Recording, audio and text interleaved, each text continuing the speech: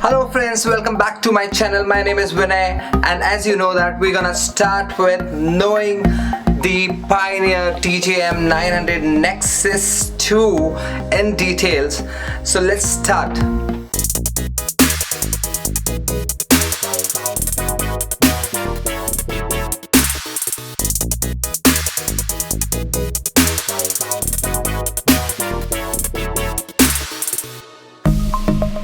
So friends, as you know, we are going to cover the flagship DJ mixer by Pioneer, which is DJM 900 Nexus 2.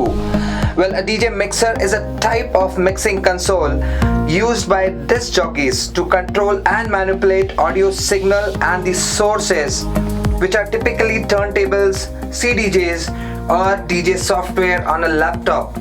So let's begin. Okay, we'll begin with our input and output panel, where we can connect our CDJs, vinyl or any external digital processor. So here we have the power switch for on and off. This is where you connect your power cable.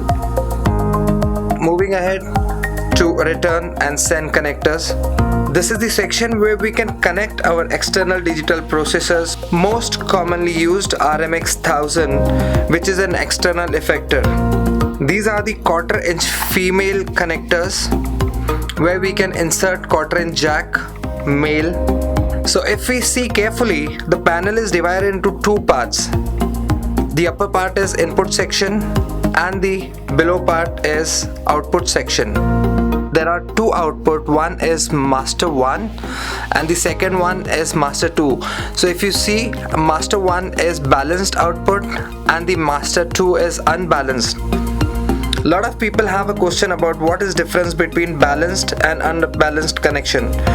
Well, in short, balance is meant for long connections and critical audio path, and unbalanced are meant to cover short distance. And if you see, there is the second master output, which is unbalanced, which has RCA female connectors. RCA connectors, which was designed by the company named Radio Corporation of America. That's the reason it is called RCA. Next we have the recording out with RCA female connector, where you can connect your laptop or any recording device. Moving ahead to the booth. These are the booth monitors output having quarter-inch TRS connector, which is balanced output. So the booth monitor output is designed to be used for speakers in the DJ booth as opposed to the speakers out on the dance floor, which can be turned up and down without affecting the volume out on the dance floor. Usually there is a small time delay between the sound which affects DJ who beat matches with precision timing. That is where the DJ booth monitor is required. Moving ahead to link. This is called Pro Link, which helps to share metadata between 4 or more units. The protocol can manage up to 5 player devices. You can sync all the players automatically. Okay, so next we have the digital input part. Using this RCA cables to go digital will give a slight better signal. Many DJs use digital to free up the RCA input and others gears like turntable and CDJs. Moving up to the input section for this 4-channel players, having RCA female connectors. There are 2 inputs on each channel, that is phono and line on the all 4 channels, where you can connect your CDJs in the line input and the vinyls on the phonos input. Then we have mic 1, which is a combination of TRS and XLR connector, and the second mic is only loaded with the TRS connector. So let's start with the main panel of the mixer. Starts from multiple inputs, USB port. It can be hooked up to laptop for seamless DJ transition. It can be used for input or output also. It has 2 different sound cards. Then you have these MIDI input and output button, which is a full assignable MIDI controller, which means you can assign the buttons, faders to your digital audio workstation. Moving on, this is the level control knob for your mics. As you can see, we have two mic inputs with only low and high control. So if you need that low end when you're speaking, if you can't hear it, or if you're getting too much high end, you can turn it down. So you can turn it on and off with this 3-position switch. Both microphone input are equipped with a talk over function to lower the music volume when a connected mic is used. Let me give you an example. So let's see how it works if you switch on the mic while the music is playing.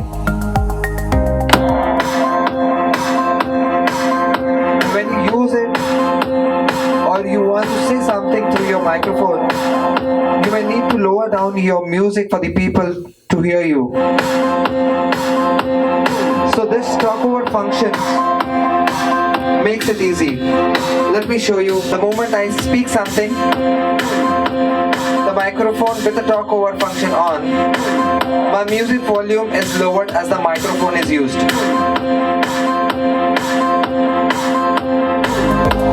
So this is the indicator that lights up when you have got beat effects active for any of these channels, including the mic, which you can do from the channel selector. Moving over to the sound color effects and its parameter section. There are 6 different effects. You can only use one at a time. If you switch to other effect, the previous will get off. They can be controlled by the control knob, which is there in every channel strip.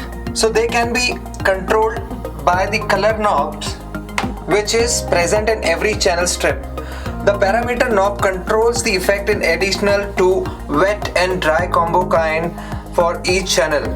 It is very useful in having an extra parameter for all the effects, which we will cover every effects with the color knob and the wet dry and the parameter knob in the coming videos. Then you have this link on and off button indicator, which is used if you play with any software like Recordbox, which is connected to your Pro DJ link. So below we have the headphone section, where we have the toggle switch between the mono split and the stereo. If you wish to hear the complete input on one side of the headphone, then you can switch to the mono split, or else you can switch to the stereo. This is the mixing knob. When it is set to Q, you can only hear the channel where the track is playing. And when you start moving the dial up to the 12 o'clock or center or more, you will also start hearing main master output in your headphone. So that means you are able to listen what crowd is listening to. So next we have headphone level control. You can turn up or down as per your requirement for listening in your headphones. So moving ahead with the headphone socket. So we have all new additional 8-inch socket for your headphones, including the 1/4-inch jack. That means you can connect 2 headphones at a time if you are performing back to back with some other DJ.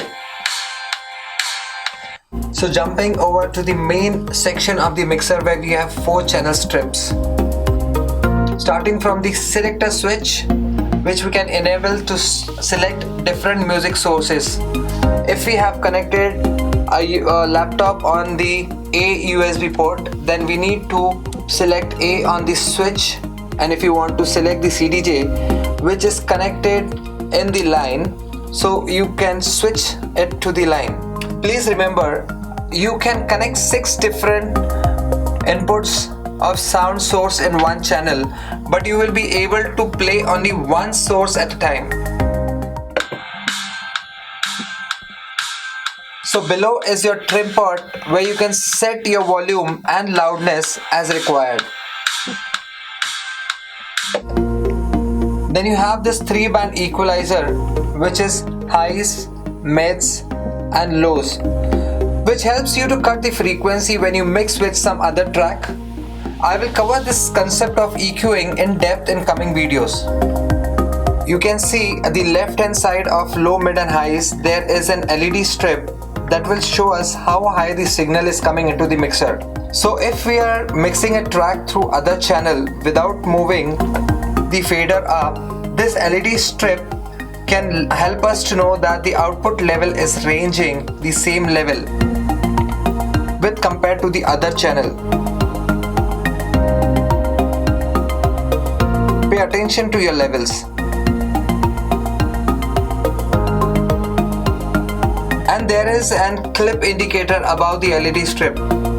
This indicators helps you to be aware if any DJ overdrives the whole mixer with red lining constantly, so that you can balance the output. Coming down to the color knob, which is linked with the sound color effects button here.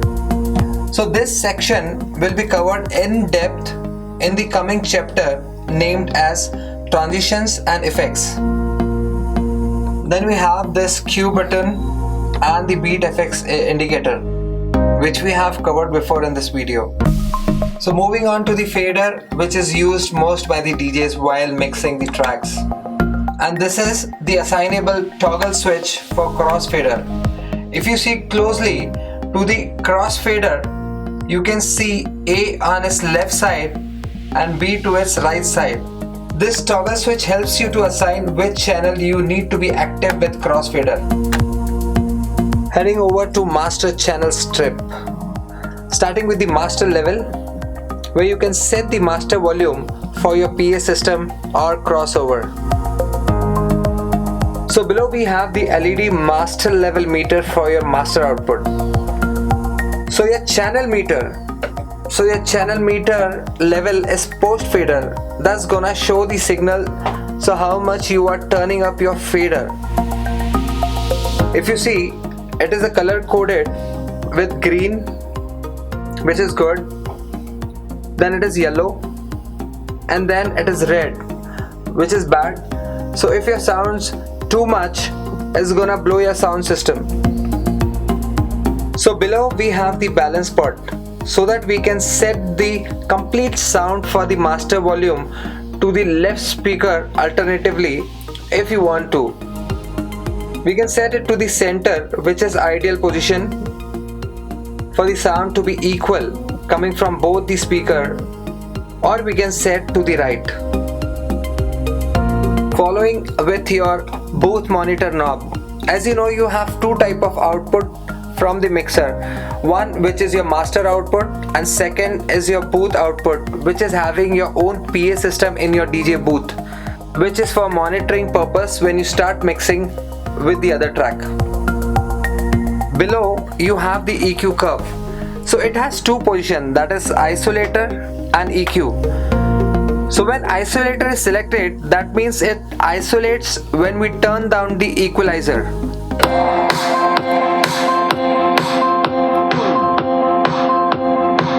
It cuts down the complete frequency, which means you cannot hear anything. The frequency are influenced when you switch to EQ position.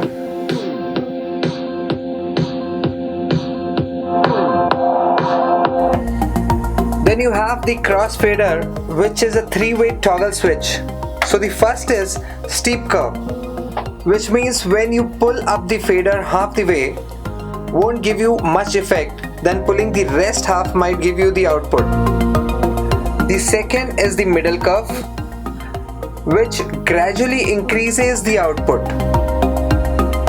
And the third, it is on the right, gives the major output in the front start itself. So the last thing which we're gonna cover in this video is the crossfader curve selector switch. So first is sharply increased curve. If the crossfader is moved from the A side, immediately you get the output from the B side. Let's check.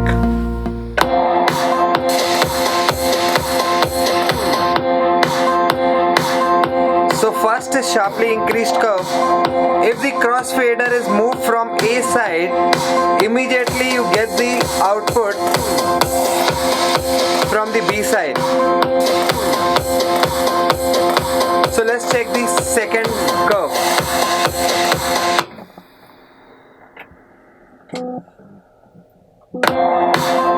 So this is the second curve. The second is gradually increasing or decreasing the output from A to B.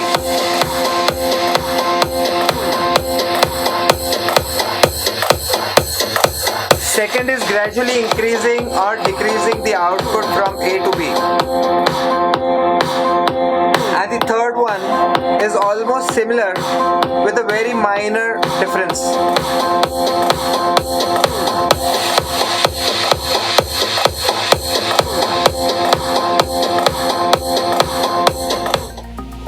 So friends, we will cover this effect section after we are done with our mixing tutorial.